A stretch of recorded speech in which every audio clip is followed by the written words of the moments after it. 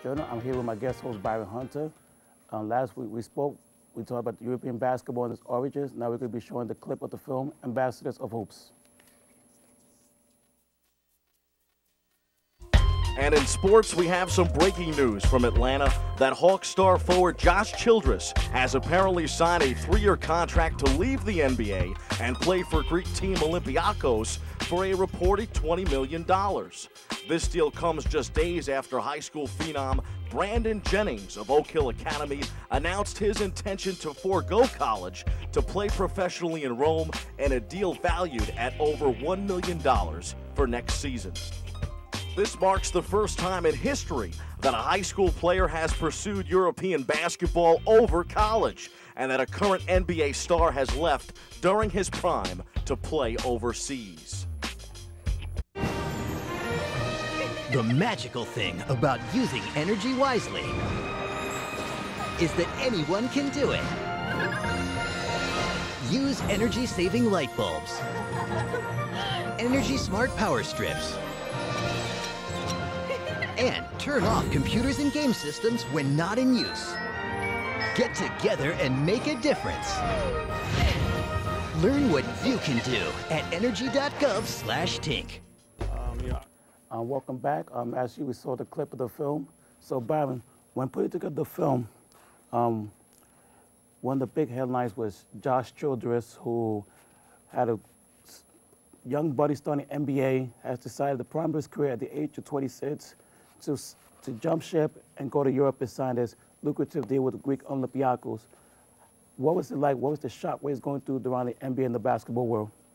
Well, I think there are really two sets of shock waves, and again, that kind of plays to the differences of what happens in the world. I think in the United States, a lot of people were very shocked by the fact that somebody would leave the NBA.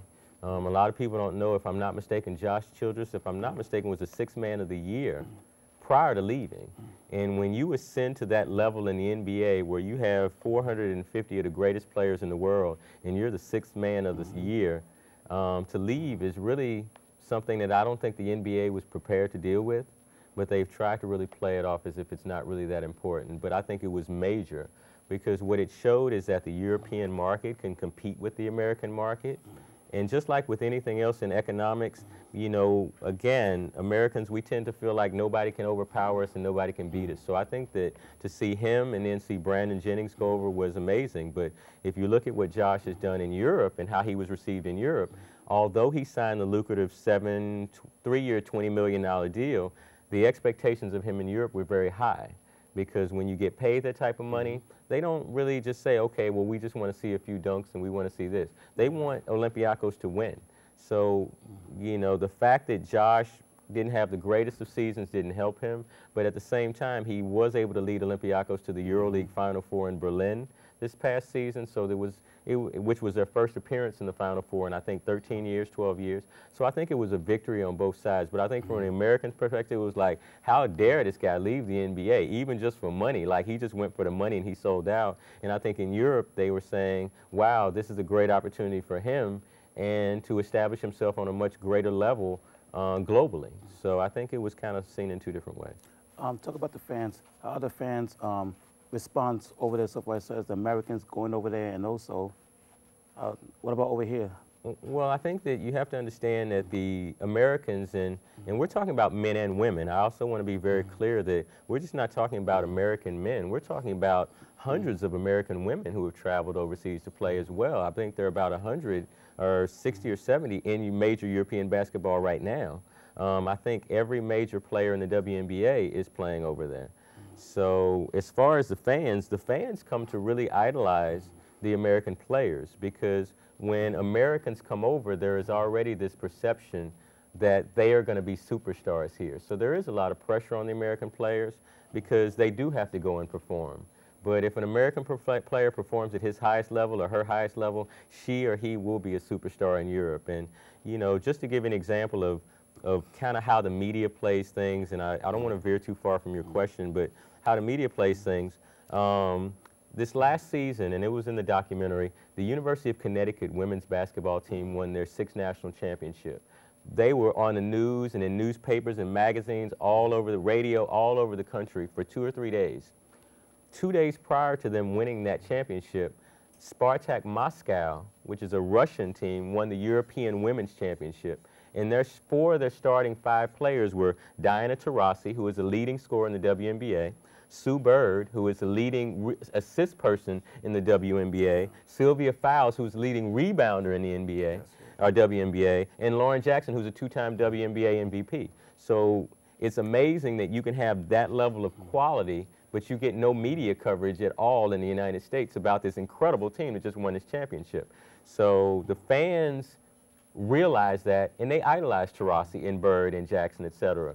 But it's unfortunate because our fans can't idolize them as well because they're not even aware of the fact that they even play on the same team or that they've even won 3 consecutive championships. So I think educating, again, American consciousness and being able to start creating something that will allow Americans to understand that, yes, it's cool to be a great star in America, but if you're a superstar in Germany or if you're a superstar in Italy, you're a superstar no matter what. And so I think the players love the fact that they are loved, and I don't think a lot of them are really worried about the fact that they're not known in the United States, even though they're American. Yeah, Brandon Jennings made major headlines being a high school phenom going to Europe. Is this a trend that the NCAA has to worry about in terms of recruiting for the future as many blue chip high school stars going overseas? Absolutely, Thomas.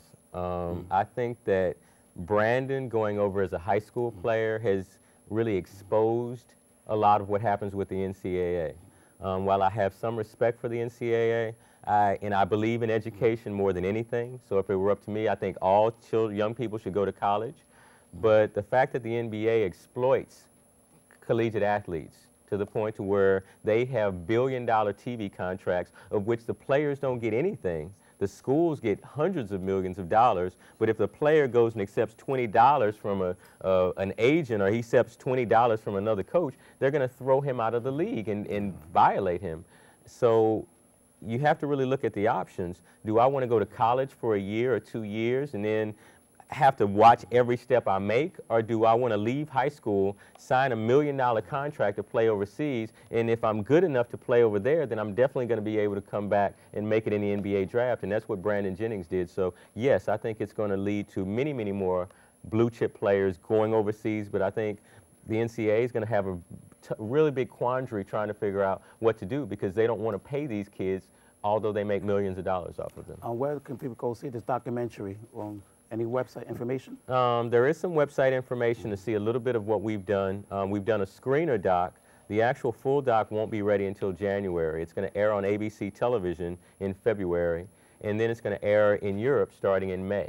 We're going to have a major premiere in Europe during the EuroLeague Final Four. So people in America will be able to see it on ABC television starting in February for Black History Month.